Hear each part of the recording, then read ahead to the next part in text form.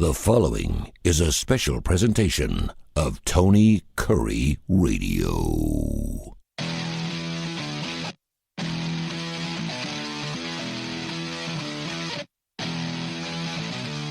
Hello everyone, welcome into Students of the Game. My name is Alex Baumann, and as always, I'm joined by my two co-hosts, Oldenburg and Nathan Glidewell. Before we jump into AAA, I'd just like to tell everybody that's listening right now to go subscribe to our YouTube channel at Students of the Game Network. That's on YouTube, and you can go to our social medias on Instagram and TikTok at Students of the Game Network, all one word, and then on Twitter at SOTG.network on Twitter.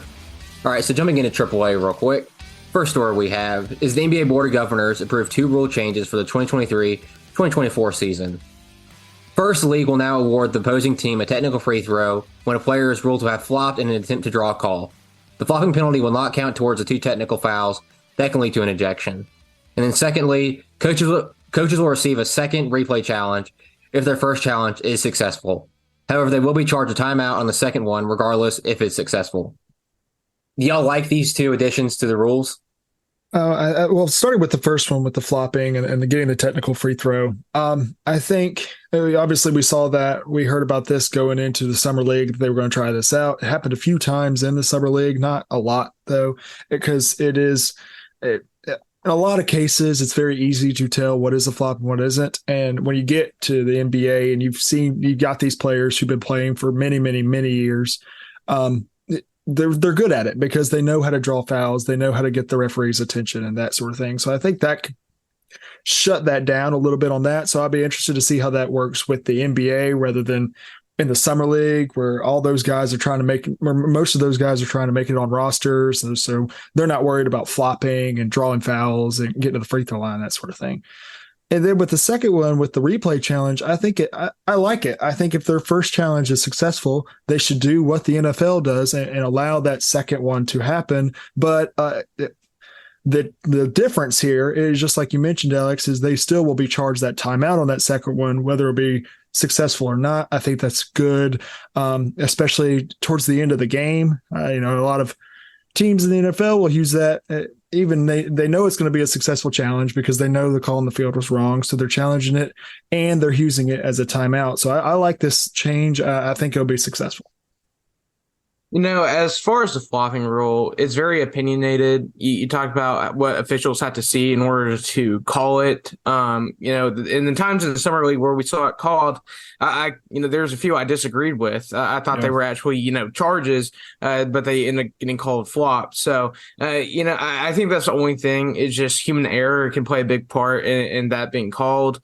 But it will cut down on the number of flops we see in the NBA this season. I know we'll still have this in place, so we'll see people get called for it. I hope anyway. I hope it's actually used.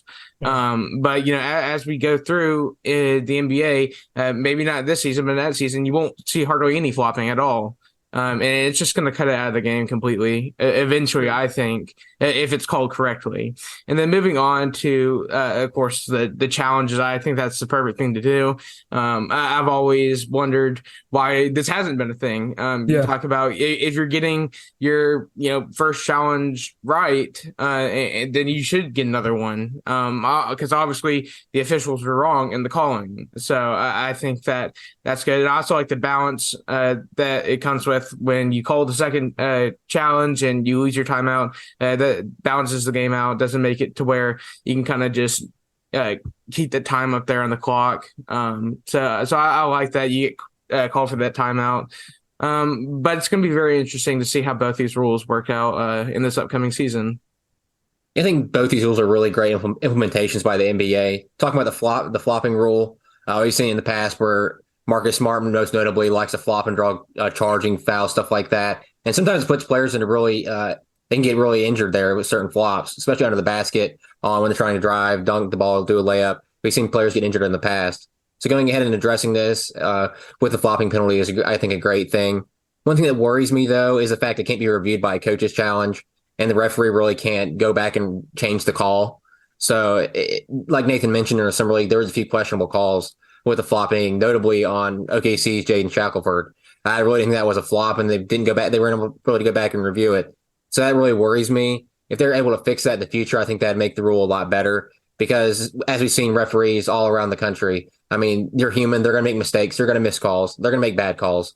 And having the ability to go back and review it and watch replay is going to benefit them and the coaching and the players and the fans in the long run. And getting the coaching challenge, the second one, I think is a great addition, because if you get the first one right, you should have the ability to try to get a second one right. So I think these are both great rules by the NBA to add. Moving on to the next story. LeBron James has announced he will change his uniform number back from 6 back to 23 to honor Boston Celtics legend Bill Russell, who passed away last summer. Do y'all like LeBron James changing back to 23, even though it's only been 2 years since he changed to 6? And, he's like the highest selling jersey in the NBA, and now he's just changing back and forth. He's all these fans trying to decide, we need LeBron number 6 jersey, LeBron number 23 jersey. Do y'all think it's okay for him to do this? I mean, that's a good point. I didn't really think about that, Alex, when I saw this come up on my Twitter feed. I think LeBron has he's the league's all-time leading scorer. I just feel like he can do whatever he wants to do. And that's a problem in my eyes, but it's how it is with him and that association, even the Lakers. I saw somebody on Twitter say, should LeBron retire number 6 as the Lakers for the Lakers? He has a losing record when he's worn number 6 for the Los Angeles Lakers, and his average playoff rank is the 10th seed. So no, absolutely not. With him switching to 23, hey, I mean, he's worn both numbers in the past. I don't see the huge problem with it outside of the one you just mentioned, Alex, for fans buying these jerseys, and he's just switching back and forth between numbers and teams and stuff. They are, yeah, that's true. But Nathan? Well, I really just don't know why he decides to change his number every. It's almost like every year. Oh yeah, I'm changing my number back every year. Yeah, and most of the time it's just for PC stuff. I mean, yeah, Bill Russell, passed away, and you want to respect that. I would respect that if LeBron James wouldn't switch his number if a coin flipped a certain direction. Yeah, that was his first time switching numbers. That's fine. Exactly. But he's done it willy-nilly for a while now, and you bring up the cost of jerseys and stuff like that. Yeah, it takes a toll on fans' wallets, but if you're a fan of LeBron James, you really don't care about money. You just care about LeBron James, and that's it. So more power to them. But as far as changing jersey numbers, I don't really care about this. I don't care about LeBron James in general. So you have Kobe starting his career at 8, finishing in 24. I think most of us here remember Kobe with number 24. But LeBron, he's worn number 23 in his career. He's worn number 6 in his career. So who do you remember LeBron most as, number 23 or number 6? That's a tough question, because when he was with the Cavs, it's different. But the LeBron I remember growing up watching is the early Cavs, then him switching to the Miami Heat. That's just me. That's our generation where we growing up to see. That's the LeBron we saw. So I'm probably going to say number 6, because that's what I think. At 23, I think about Michael Jordan. And 6, I'm like, well, Bill Russell or LeBron. I didn't grow up. I did never watch Bill Russell play live, of course. So I've got to go. I'm going to go with number 6. Yeah, I'm going to have to agree with Gray there. His time in the Heat, for me, that's what I generally remember him with. But of course, like, I've seen him play with the Cavs. I've seen him now play with the Lakers. But it goes back to just Miami Heat. That number 6 jersey is very memorable for me. And I'm sure, it is for you too, Alex, although, you were more of a Cavs fan back in the day. So maybe you associate him with number 23 more than 6 now. Yeah, I have to disagree with both y'all. I remember him with number 23 more. His first stint with the Cavs, and his second stint where he actually ended up getting him a championship in 2016. So for me, watching all 7 of those games versus the Golden State Warriors, number 23 really cemented in my head with LeBron. And then he goes to the Lakers and has number 23. So for me, I think of LeBron James. I think number 23. But like Gray mentioned, when you say number 23, LeBron's not the first player that comes to mind. It's Michael Jordan. And that's the only thing with LeBron, is he's the second person that comes to mind with number 23. For majority of people, that are probably our age range and older. If you think of younger people, it's probably going to be LeBron James over Michael Jordan. But for us and older, it's going to be Michael Jordan. All right, moving on to the third story we have. The NFL and NFL Films have selected the New York Jets to serve as this year's team on HBO's Hard Knocks. Are y'all going to watch this with Aaron Rodgers now with the New York Jets? Obviously, I see the lean towards somebody like the Jets, obviously with Aaron Rodgers coming in, and that what happened to this Jets team last year and what's been going on with this Jets team the past 5 to 10 years, really. I mean, they haven't been great, and they haven't been up to what the New York Jets fans expect them to be. And now they get a former MVP in Aaron Rodgers to come be their quarterback this year. After all what happened with Aaron Rodgers leaving Green Bay in the past few years at Green Bay, Hard Knocks has had its good years and has had its really bad years, and had years where I'm like, oh my gosh, heck yeah, I cannot wait to watch that. And then other ones where I'm like, I'm good. I'd rather not. So this one is probably in the middle for me because I see, obviously, I'm going to want to watch some of the connections that Aaron Rodgers makes and to see some of the growth of that team. But it's the New York Jets, so not really. Yeah. Well, I've been back and forth because, the Jets don't want to be featured on this, but they're kind of forced into doing it.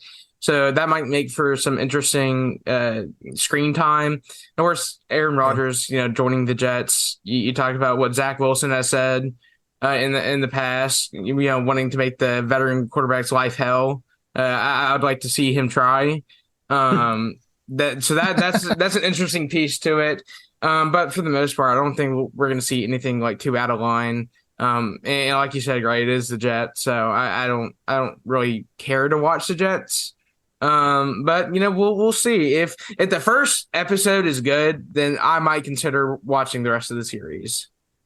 Yeah, like Nathan mentioned, the Jets didn't want to be on Hard Knocks. We look at the other three teams that could have possibly been on it with the criteria.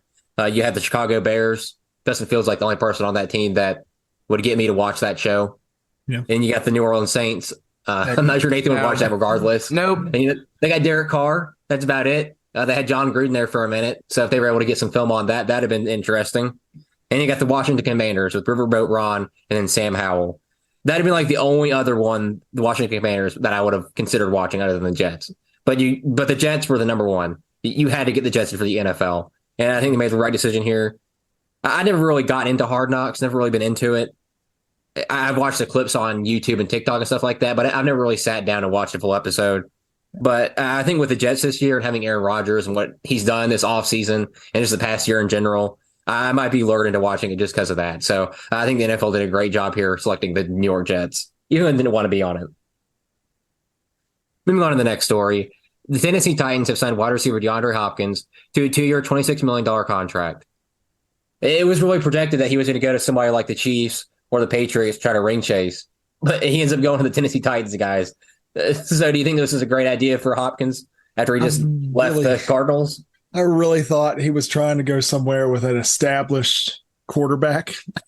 And that's he went to one of the teams that has the weirdest and I would say worst quarterback situations in the league. Top 5 worst quarterback situations in the league. But I mean, he's not their only weapon. I think Treylon Burks is going to be very good this year. I think a lot of people are high on him in fantasy, but not now, especially with Hopkins coming in. But that's not the Tennessee Titans' identity. There's a reason they went away from a guy like A.J. Brown is because, well, they have Derrick Henry. They have the best running back in the NFL. They're going to run the ball. I just don't see the reason behind this from DeAndre Hopkins. I don't know if a lot of teams were only offering them those 1-year deals, and he wanted a 2-year deal, and the Titans were the only one. I don't know. It could be many different aspects to that, but yeah, just like you said, Alex, I expected him to ring chase or at least go somewhere with an established quarterback where he can make a good connection with. I just don't see this. Tennessee Titans, where wide receivers' careers come to die. That's what it is. Randy Moss He went to Tennessee. His career was gone. Julio Jones, most recent stop in Tennessee, before going to the Buccaneers and whatnot. But, he didn't do well there either. And now DeAndre Hopkins is choosing to destroy his career for some money because Lord knows Tennessee does not have a good quarterback. I mean, it's pretty much fighting between mediocre at this point. And, of course, you mentioned Derrick Henry. They're going to run the ball. Or at least they're going to attempt to behind that terrible offensive line. They probably have the worst offensive line in the NFL. They did last year. It was pitiful to watch. It made me want to gouge my eyes out. So, it doesn't add anything to the team. Getting a guy like DeAndre Hopkins, I feel really bad for him that he made this decision because he's not going to get what he thinks he's going to get stat-wise. Yeah, for me, this is a head scratcher for both sides. Starting with DeAndre Hopkins, he goes from the Arizona Cardinals to the Tennessee Titans. It's like the same thing. Arizona Cardinals, I think, have a better quarterback situation with Kyler Murray, even though he's injured for the first part of the season, really, with the ACL injury. They have some good weapons around him. They got Rondell Moore. They got Hollywood Brown. Their defense is not great. They have Budda Baker still. They have Isaiah Simmons. They have Collins, the linebacker they drafted a couple years ago. They got some good pieces there. Then you got the Titans. Like Nathan mentioned, their offensive line is awful. It's like the Philadelphia Stars for the USFL. They have Derrick Henry, but he's old. He's not going to last much longer. I'm sorry if you're a Tennessee Titans fan. The way they're running him into the ground, he's not going to be there for another 3 or 4 years. Ryan Tannehill, he's awful. He's injury prone. Malik Willis is basically a running back playing quarterback. And Will Levis sucked against Vanderbilt. That's all you know about Will Levis. So it's like the quarterback situation is worse. The team is worse outside of the running back position. So I'm not sure what he was thinking here. I know he has connections with Mike Vrabel when he was on the Texans coaching staff with Hopkins. And then the offensive coordinator for the Titans now was the offensive coordinator for the Texans. So it's like there's that connection there. But if you're DeAndre Hopkins and you're in free agency, you want to take a step up from your previous team. You want to go to the Tennessee Chiefs, the Buffalo Bills, the Baltimore Ravens. I think any of those teams would have been much better than Tennessee Titans. It just feels like an awful move by him. Then you talk about Tennessee Titans. This team does not need DeAndre Hopkins. They did not need him. This team needs to go to rebuild. Derrick Henry needs to be moved. Their team is Ryan Tannehill needs to be moved. They need to start Will Levis or Malik Willis. You need to get Traylon Burks reps. They just need to tear down the entire team and restart. But you go out and sign 31-year-old DeAndre Hopkins and think you're going to win a Super Bowl with him. I'm sorry you're not with the Ryan Tannehill quarterback. You have not done anything in the playoffs. You've been the number 1 seed, haven't done anything with it. And then you look at them trading A.J. Brown last offseason because they didn't want to pay him. But you look at A.J. Brown's contract he got with the Eagles. In 2023, his cap hits $8.5 million. 2024, it's about $12.5 million. In 2025, it gets a little bit pricey, $26.5. And then in 2026, it's $41 million. But A.J. Brown is what, 25 now? 24? 25? Yeah. He's in his prime. That's all you need to know. Yeah, and DeAndre Hopkins is 31 years old. Like Derrick Henry, he's probably got 3 or 4 years left of being DeAndre Hopkins that we know. So I'm at a loss for what the Titans are doing and for what DeAndre Hopkins is doing. This is just a terrible thing for both these players and team. Moving on to the next story. Longtime Northwestern head coach Pat Fitzgerald was fired due to widespread hazing allegations within the football program. Defensive coordinator David Brown has been named the Wildcats interim head coach. Guys, y'all know y'all have read what's been going on with Northwestern. Do you think Pat Fitzgerald was deservedly fired, or do you think you agreed more with the 2-week kind of like suspension? I've been back and forth on this because of what has come out, relatively recently. Obviously, Pat Fitzgerald is by far the most successful coach in Northwestern football history. It's not even close. So let's take that into consideration when we talk about this, that he is by far their best coach ever. That's like Alabama with Nick Saban. That's like Auburn with Pat Dye. This is who we're talking about here. So the school announced that he would be suspended without pay for 2 weeks in the summer following the investigations that were made from the former football player. And then the school said that the investigation did not find the sufficient evidence that the coaching staff knew of the ongoing issues within the program. Now, That is no excuse. The head football coach should know that every coach should know what's going on with their program, what's going on with their players, not just in the football locker room and on the football field, but everywhere else. That is his job. But it comes back to this is a hazing situation, and hazing is just gotten to where it's such a broad term. And it can include many different sort of, I'll say, initiation acts, but it also can include very light allegations, extremely light allegations. And this one seems more on the lighter side. And Fitzgerald's a guy who is over 500 in his 17 seasons. He's in the College Football Hall of Fame. This is interesting. I don't know if it deserved a firing, but again, you got to come back to it's on the head coach to know what's going on inside of his program. Absolutely, always. So it's difficult for me to say. Reading up on this and trying to come to a decision in my head, I didn't want to jump to conclusions until we had more details about the situation, because it's just not smart to just say, hey, this dude deserves to lose his job because I've heard one thing about this and I don't even know the rest of the details about what's happened. But, as information's come out, I, kind of reached a conclusion that, he is the head coach. He needs to know what's going on all over the place, like you said, Gray, and not just on the field.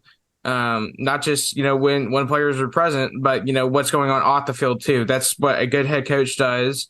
And he needs that control over that. And obviously him not knowing about what was going on, for me, it seems like that should be an impossible task for a coach, because you should know what's going on all the time. And that's why, my major thing is, he lost his job because he didn't know what was going on. He failed to perform one of his job tasks. But of course, you have all the negative PR that comes with that. And of course, the hundreds of people who, are protesting him having his job at Northwestern. And of course, the events that took place there. And we weren't there. We don't really know what happened. There could be details left off that we don't know about. But at the end of the day, the head coach didn't do his job of keeping his players in check. And that's ultimately why he lost his job. Yeah, like y'all said, it's really back and forth for me, because when it first came out, they said they didn't really have enough evidence to fire him or make anything longer than a 2-week suspension.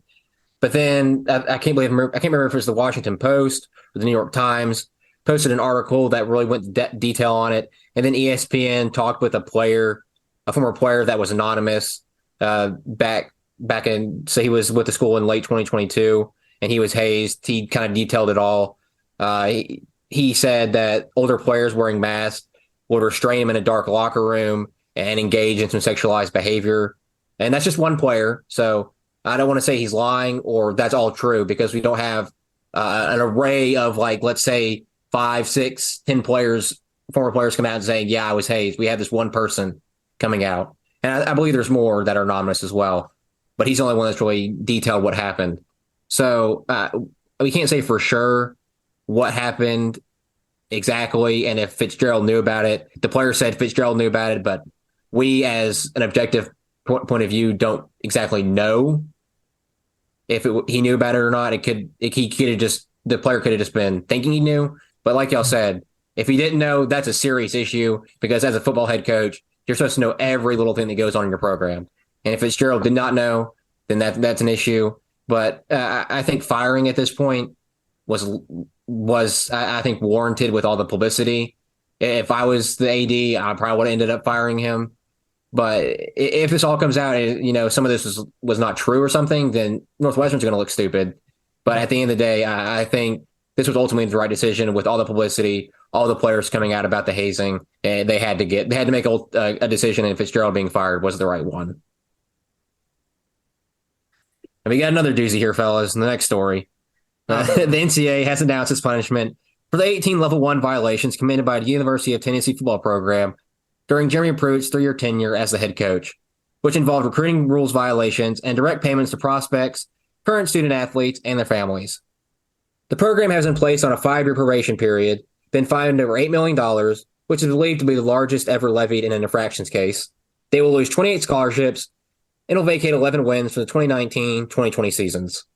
The official record book will reflect the Volunteers were 0-5 in 2019 and 0-7 in 2020. And Pruitt's final record at Tennessee will be a whopping 5-19. Pruitt himself received a 6-year show cause order and will be suspended for the first full season if he was hired by an NCAA school. And ultimately, at the end of the day, Tennessee did not receive a bowl ban due to their cooperation with NCAA's investigation. So with all that being said, guys, do y'all agree with Tennessee's punishment here and the fact that they did not receive a bowl ban? No, they should have received a bowl ban. That's facts. That's just the facts of the situation. There's 18 level 1 violations.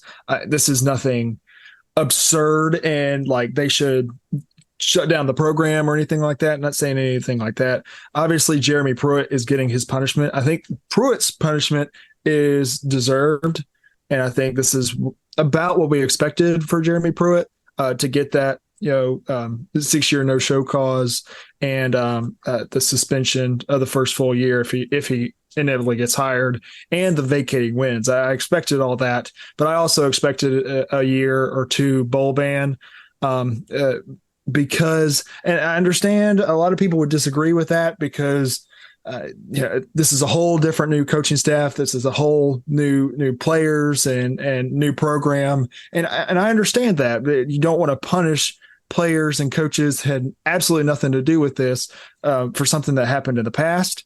And I agree with that, but you also have to come back to the situation that it is still the University of Tennessee's football program. It's not 30, 40 years ago. So there's still some people that had major plays and the violations still at this program. So I expected a year bowl ban.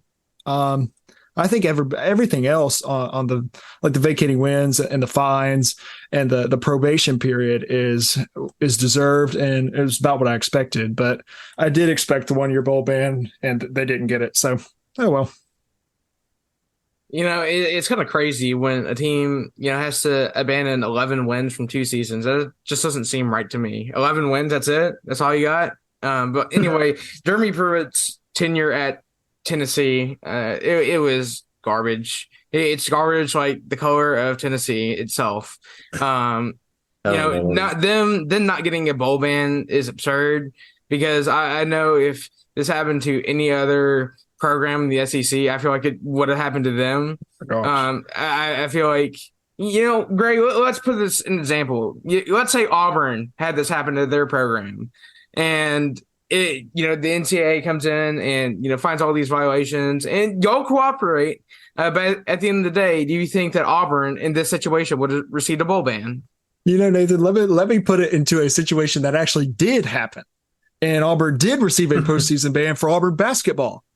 Auburn went and yes, this was 5-6 years later than what had happened. Auburn received a higher fine.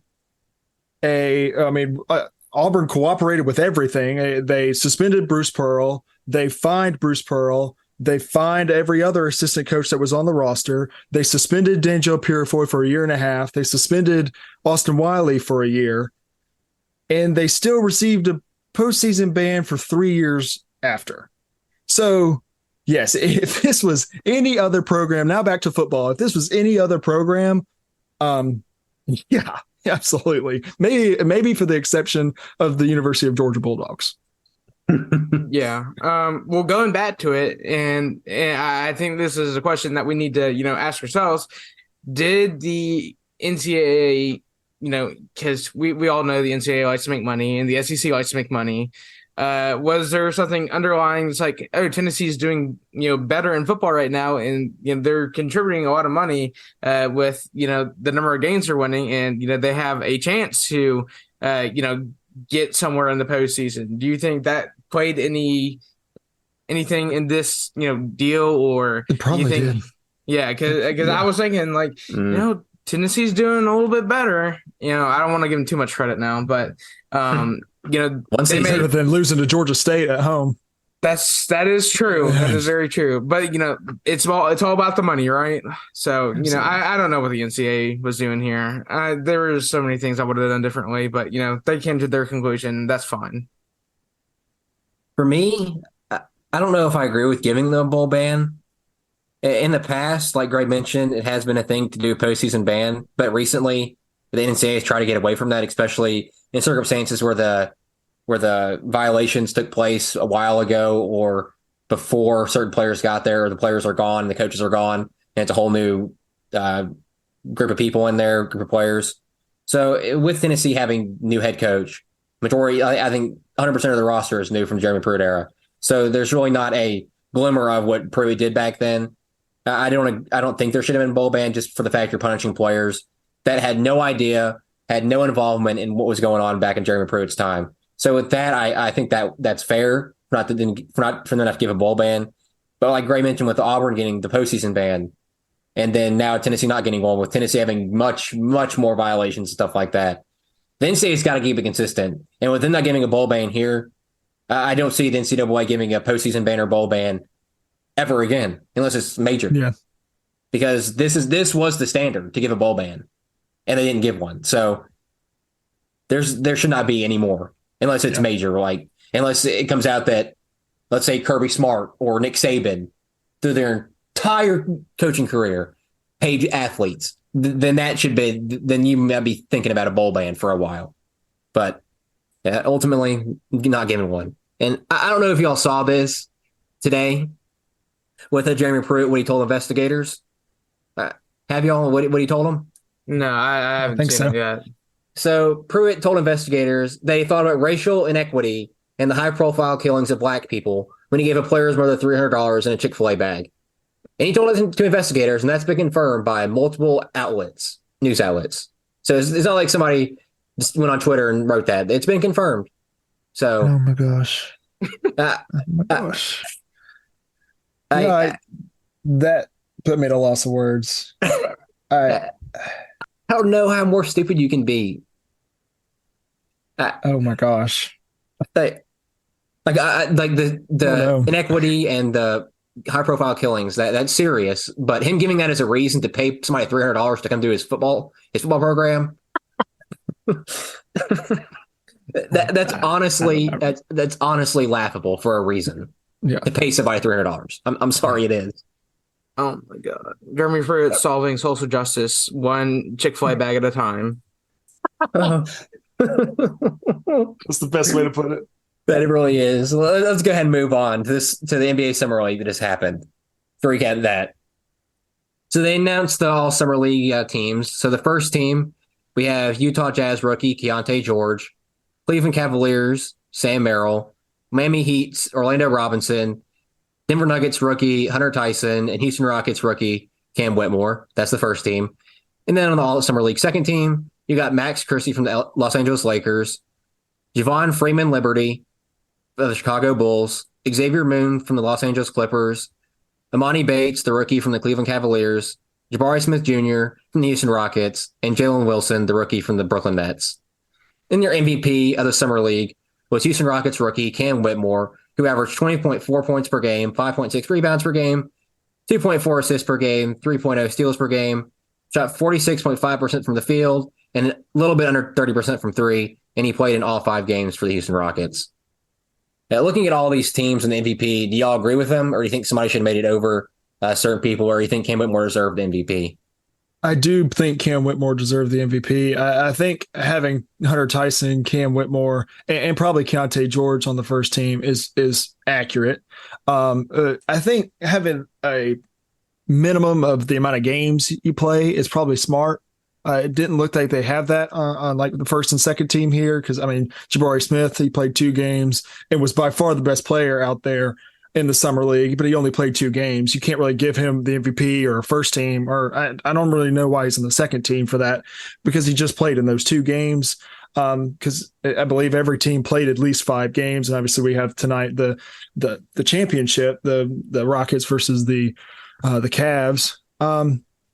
So I don't know. I do agree with Cam Whitmore though. And y'all in our NBA draft review, I was really, really high on Cam Whitmore, especially for the Rockets getting him at 20.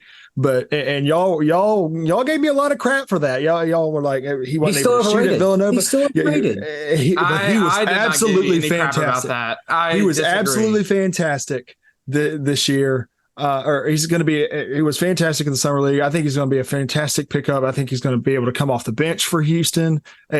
He was outstanding. He looks just like Jaylen Brown. Did y'all notice that? His shot form, the way he moves, his defensive ability, his athletic ability. Watch him play. He looks just like Jaylen Brown. Obviously not as good as Jaylen Brown, but in comparison, this dude is a Jaylen Brown clone. Unbelievable in the defensive end. He definitely deserved the MVP. But talking about some of the other guys, one of the guys I was most impressed with, just on the first team, was Keontae George, the rookie for Utah Jazz. I was not expecting Keontae George to do what he was able to do. No, you did not, Alex. I said he was a top 5 talent. I did. He's very, very good, but I don't think anybody expected what we actually saw here in the summer league. And this is a guy who can make an immediate impact for the Jazz this upcoming season, especially at that guard spot where they've got guys like Colin Sexton and I believe Mike Conley's still there, right? I don't know, maybe not. No, he's not. I don't know where Mike Conley got traded. Okay. But guys like Malik Beasley and those sort of guys. I mean, he's not on there either. Oh, wow. Goodness gracious. Who's on the Jazz? Gordon Clarkson, Colin Sexton, my guy Taylor Hendricks, Keontae George, John Collins. He was able to shoot 44% from three and score almost 22 points a game and 6 assists. He's outstanding. He surprised me the most, probably. Yeah, Gray, do you not know who's on the Utah Jazz anymore? No, I don't pay attention to the Jazz. This is disappointing. This is very disappointing. I am honestly, I don't know how I can finish the show now. It's taking a toll. How do you not know Walker Kessler's on the Jazz? He played for the Auburn Tigers. I know who Walker Kessler, Laurie Markin, and Taylor Hendricks are. I didn't know what kind of guards they had beside Colin Sexton. We got some problems. He needs to go do hold something. on. Get some homework. Would you know who Taylor Hendricks was if I didn't talk about him? Would you know? Yes. No, absolutely. Yes, I would. Oh, yes. I knew who he was. He was a great prospect. You just related him to guys like Brandon Miller and Scoot Henderson, and I was like, no. All right, Gray, I think we need to do some homework on, who's on each team. Speaking of that, you don't know about some of the trades that happened last season. Anyway. Is Robinson on the Spurs? I don't even know. Tim Duncan, he's still in the NBA? Tony Parker? I don't even know. Anyway, I'm going to go ahead and talk about the Summer League and move away from Gray not knowing who's on what team. Talking about MVP Cam Whitmore, I never doubted this man. When we were doing our mock draft, I originally had him going high. I had him going in the lottery because I think, he's a lottery type talent, and he proved it during the Summer League. Guaranteed, I wish his 3-point percentage was better. I wish he was more efficient from there, but everything else he did was just fantastic. And guaranteed, it is Summer League. We don't know what this is going to contribute to, actually playing an NBA season. But from what we've seen so far, the Summer League's not this league that's just a pushover league. Is very, very competitive. And for Cam Whitmore to be this competitive in that league and come out and win MVP, I feel like that proves a lot. Not only, from where he fell to in the draft, because obviously everyone else thought he was going to go higher. Alex, you thought that, he was going to keep dropping. You disrespected this man a lot, and he came out and he proved you wrong. No. Yes. Yeah, so that is exactly what happened. We can pull receipts. Yes. We can pull receipts. He didn't prove me wrong yet. It's a Summer League. Yes, he did. He literally okay. It's a Summer League. We'll keep using that excuse until we get to the actual NBA season. But talking about the rest of these guys, Keontae George, like you mentioned, Gray, I never doubted him either. Yep. He was fantastic. Yeah. I knew how much potential he had. I didn't expect him to showed that much so quickly. I was very surprised how well he was able to perform. And then I was really impressed with the athleticism of guys like Matt Christie, where it seemed like he was just dunking the ball every single time he touched it, honestly, and really athletic on the defensive end. I was really impressed by that. And of course, the 2 games that Jabari Smith did play, he looked way different than from what we saw last season. Yeah. So maybe he'll have a better upcoming season. But, as far as Summer League goes, it's kind of hard to, say that awards are right or wrong just because everyone plays a different number of games. And there's no rule requirement for how many games you have to play to, earn a award. Yeah. Yeah. I think for me, I would have had somebody like Keontae George or Orlando Robinson, the guy from Miami, over Cam Whitmore for MVP. But the Houston Rockets made the championship. So I think you had to pick at least somebody for the next championship game, whether it be somebody from the Houston Rockets or the Cleveland Cavaliers. And if you look at both those teams, I think Cam Whitmore obviously played the best of anybody outside of Jabari Smith, even though Jabari Smith played 2 games. So you got to go Cam Whitmore there. But if we weren't talking about who made the championship, I think somebody like Keontae George or Orlando Robinson deserved it over somebody like Cam Whitmore. But overall, I think the teams they had were perfect. I wouldn't change anything. I would like to point out that I did say Hunter Tyson was going to be not in the NBA. So I apologize to that guy because he really proved me wrong. And Nathan, you said Imani Bates is going to be a bust, and he proved you wrong. So I guess we're both wrong. It's Summer League. Okay, we're going to keep using that as an excuse. Okay. That's exactly what you just did. So I can't use it, but you can? Nah. Mm-hmm. We're going to move on to how the rookies did. You look at Victor Wembanyama, played in 2 games, averaged 18 and 10. Brandon Miller didn't have that great of performances in 3 games he played, averaged about 17 points, 8 rebounds, shot under 35% from the field and 26% from 3. Then you had Scoot Henderson, 15 points. In the 1 game he played, shot 38% from the field, 33% from 3. There's the top 3 guys, and you obviously have a couple more guys down there, Amen Thompson, Asar Thompson, Anthony Black, Block Coulibaly, Jarris Walker, all those type of guys. Played their respective games. Don't think you look at Anthony Black or Block Coulibaly or Jarris Walker and think they played amazing. But out of all the rookies in the lottery, which one stood out to you the most, outside of obviously Victor Wembanyama? Oh, okay. Well, let me first say Victor Wembanyama didn't stick out to me at all. That dude's just like you said, the cinnamon stick from the Apple Jacks box. That dude didn't stick out to me absolutely at all. Talking about guys who kind of surprised me, I was a little surprised at how mature Amen Thompson and Asar Thompson played, because I was not expecting them to be ready for a thing like the Summer League due to where they played in their time for quote unquote college and that overtime late thing. So they kind of surprised me, but I think guys like Brandon Miller and Scoot Henderson are future stars at the respective teams. I think Scoot Henderson in a different situation. Obviously, we'll see what happens with Damian Lillard for the Trailblazers this year. But, I mean, he's a guy who came in and second quarter of that first game was outstanding. I was watching that game going, oh my gosh, how did we not pick Scoot Henderson? But then he got hurt and we didn't see him the rest of the time. Obviously, it's the Summer League. But then a guy like Brandon Miller, he didn't have unbelievable performances, but he had some really good games. He had that 18-point game. He had that 25, 26-point game. I think the whole thing with a guy like Brandon Miller is who he was playing with in the Summer League. I think you're relating a guy who he's going to play with like James Bouknight and Bryce McGowan, who he played with in the Summer League, to who he's going to be playing with when he gets to the Hornets with LaMelo Ball and Terry Rozier. Talking about their playmaking ability compared to the guys he was playing with then, I think we're going to see 2 different Brandon Millers. I think Brandon Miller is going to be a much better player moving on forward for the Charlotte Hornets. Yeah, I'm actually going to go with someone we don't talk about a lot, and rightfully so, because he doesn't do anything super special or anything flashy. But I'm actually going to go with Colin Castleton, and it's disgusting, I know. But for the Lakers, he averaged a double-double in Summer League, and he looked pretty dominant out there. I was surprised with how efficient he was in scoring on the inside. Even coming off the injury, he looked the same pretty much. And I was just surprised to see him play at the level he did, coming off that injury. But he definitely was trying to resist and make a roster. I think he's going to make a roster just simply off the amount of hustle this dude has. And I can appreciate hustle, even if I don't like the guy, Colin Castleton playing at Florida.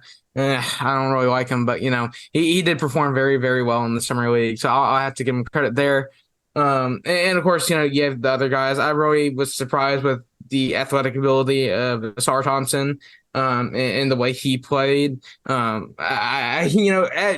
into it, I was very skeptical of him and his brother and the way they could play.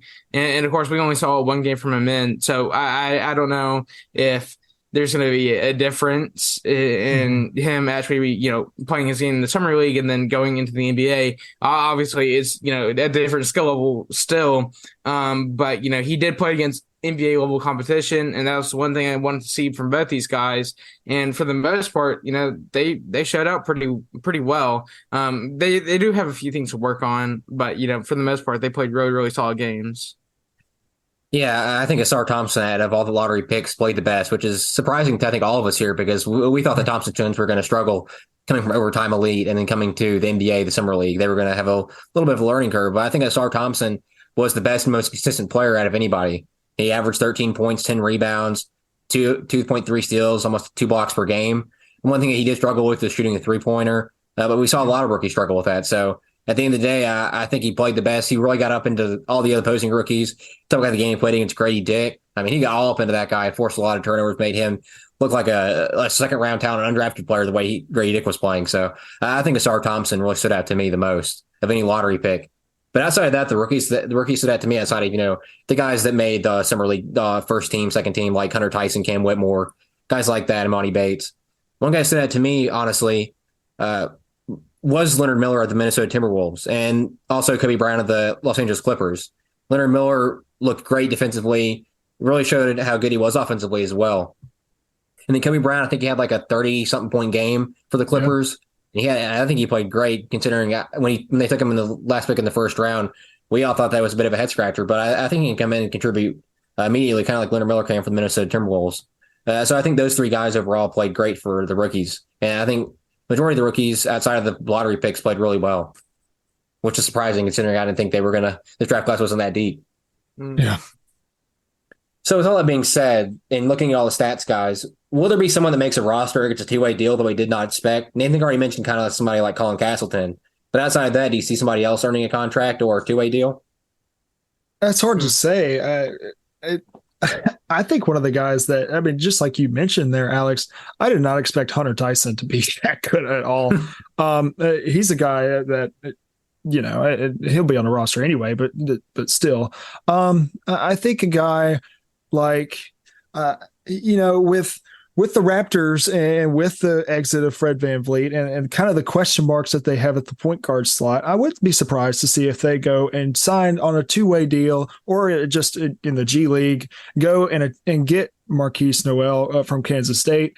He struggled a little bit with turnovers and a little bit from the outside in his 4 games, but he's a guy who could take over a game. He's got brilliant facilitating ability, and the problem with him is his size. Obviously, he's not a big guy at all, but he really showed what kind of toughness that he had at Kansas State and here in his 4 games in the summer league. I think if he could just calm down on some of the turnovers and some of his decision making and get his outside shot well in that on a two-way deal or in the G League, he could be a guy that could work his way into a role player.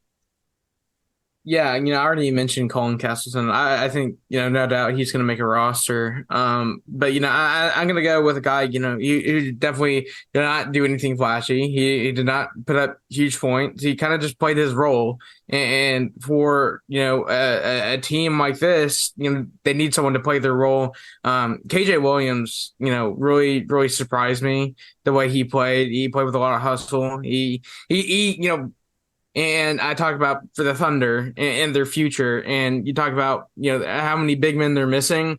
KJ Williams already proved that he can play against other big men, and that was surprising for me. He showed a lot of defensive tenacity, just being able to control the rim. And that's something I didn't see him do when he was at LSU. I felt like he lacked on the defensive end a lot. And of course, on the offensive end, he was able to get into the post and, score a little bit. It wasn't anything that I expected him to do. But he really surprised me just on that defensive end alone. And Lord knows the Thunder need defensive center. So I think he'll end up getting a two-way contract. Yeah, I'd like to give a shout out to Jordan Jelly Walker, the UAB guy. He played well in the summer league and the runs he got. But my focus here is going to be on a guy with Portland Trailblazers, Michael DeVoe. Damian Lillard's on his way out the door, we hope, especially for Damian Lillard's sake. But you look at DeVoe, he came in, Scoot Henderson, Shaden Sharp. They played well, and then you have Michael DeVoe come in, and he's really surprised me. I didn't know who this guy was. Still really don't know who he is, but he came in and played great. 18 points per game, 4.5 assists, almost 1.3 steals per game, shot 53% from the field and almost 65% from three. So, I mean, the Portland Trailblazers have a plethora of guards outside of Damian Lillard to rebuild this team. And I think he definitely deserves at least a two-way contract, not a roster spot, if they're going to go into a rebuild, because he has all the potential in the world. And you also can't ignore Jalen Wilson, the guy for the Brooklyn Nets, too. He's on a two-way contract, but I think the way he played in the Summer League and how mature he is as a player, I would not be surprised if he's on that roster full-time, on a full-time contract, within the first 25 games of the season. All right, that's all the time we have for today. Thank you for listening to Students of the Game. This has been a special presentation of Tony Curry Radio.